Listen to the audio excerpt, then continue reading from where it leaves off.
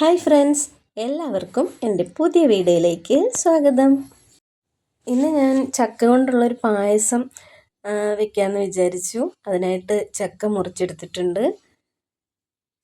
ശർക്കര പൊടിയാണ്, അതേ പാനിയാക്കാൻ വേണ്ടി വെച്ചതാണ്. അതിനിടയിൽ കൂടി ഒരാൾ വന്ന് കയ്യിൽ വാങ്ങിക്കൊണ്ട് പോയി തിന്നാൻ വേണ്ടിയിട്ട്.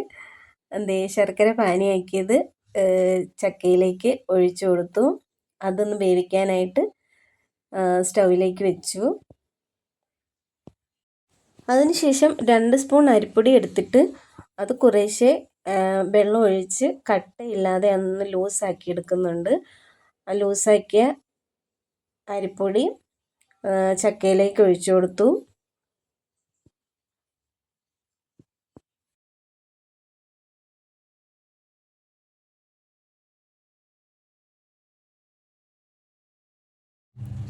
അതൊന്ന് തിളച്ച് വരുമ്പോഴേക്കും അതിലേക്ക് തേങ്ങാപ്പാൽ ഒഴിച്ചു കൊടുത്തു. എല്ലാം കൂടി നന്നായിട്ടൊന്ന് മിക്സ് ചെയ്ത് ചെറുതായിട്ട് ഒന്നുകൂടി ഒന്ന് തിളച്ച് വന്നപ്പോൾ സ്റ്റൗ ഓഫ് ചെയ്തു. പിന്നീട് അതിലേക്ക് അണ്ടിപ്പരിപ്പും മുന്തിരിയും കൂടി നെയ്യിൽ വറുത്തിട്ട് കൊടുത്തു. ഏലക്കാപ്പൊടി ഇട്ടില്ല, മറന്നു പോയതാണ്. അപ്പോൾ ചക്കപ്പായസം ഇവിടെ റെഡി ആയിട്ടുണ്ട്. എല്ലാവരും ട്രൈ ചെയ്ത് നോക്കൂ.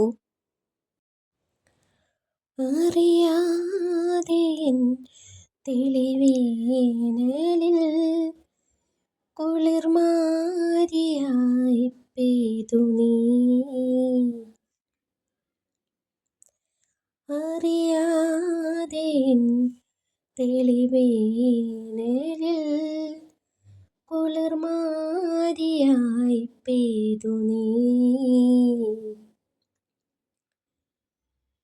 നീരവരാവിൽ ശ്രുതി ചേർന്നു വിണ്ണിൻ മൃദുരവമായി നിൻ ലയമഞ്ജരി,